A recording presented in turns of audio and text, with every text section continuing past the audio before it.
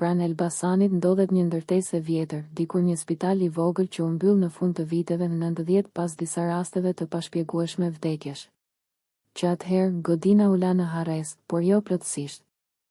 Një natë vere, 4 të rinj vendosin të futen brenda për aventurë. Me drita nga telefonat, ata fillojnë të eksplorojnë katet e larta.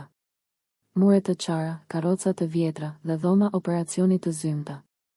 Por ndërsa filmonin për rrjetet sociale, dëgjojnë një tingull si zhurmë metali që bie në katin poshtë. Fillimisht mendojnë se është erë. Por kur zbresin poshtë, gjejnë një shtrat spitali të lëvizur, ishte i pozicionuar ndryshe nga kur kaluan më parë. Njëri prej tyre, Genti, dëgjon qartë një zë që i përshpërit emrin e tij.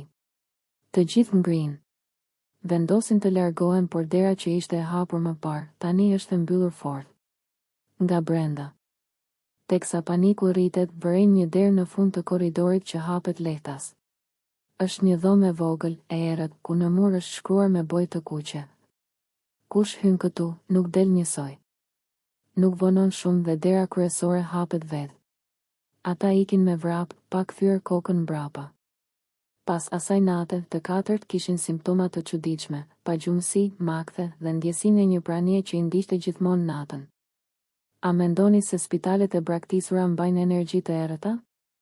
Na tregoni në komente nëse do të hynit ndonjëherë në një vend të tillë dhe mos harroni të abonoheni për më shumë histori reale dhe të frikshme nga Shqipëria.